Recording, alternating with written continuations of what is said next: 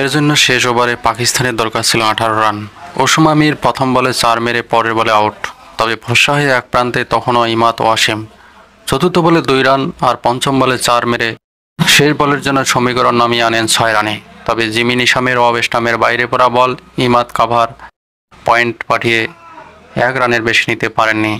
ইমাদের হতাশা তখন গোড়া পাকিস্তানের। জয়ের সম্ভাবনা জাগিয়েও শেষ পর্যন্ত 4 রানে হার। এ নিয়ে নিউজিল্যান্ডের বিপক্ষে সিরিজে টানা দ্বিতীয় ম্যাচে হারল পাকিস্তান। অবসর ভেঙে জাতীয় দলে ফেরা ইমাদ সিরিজের প্রথম টি-20তে জায়গা পাননি। চতুর্থ ম্যাচে এসে প্রথমবারের মতো জায়গা পেয়েই দলকে কাছাকাছি টেনে নিয়ে গেছেন। নিউজিল্যান্ডের 7 উইকেটে 178 রান তাড়ায় পাকিস্তান দ্বিতীয় ওভারেই হারায় অধিনায়ক বাবর আজমকে। আরেক ওপেনার সাইম আইয়ুব 15 বলে 20 রান করে আউট হলে হাল ধরেন ফখর জামান। ইফতিখার আহমদকে সঙ্গে নিয়ে পঞ্চম উইকেটে যোগ করেন 41 বলে 59 রান।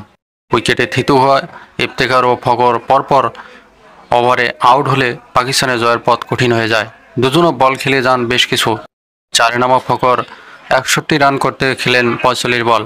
ইফতিখার 23 রান করেন 20 বলে। শেষ 3 ওভারে পাকিস্তানের দরকার ছিল 39 রান, যা শেষ বলে নেমে আসে 6 রানে।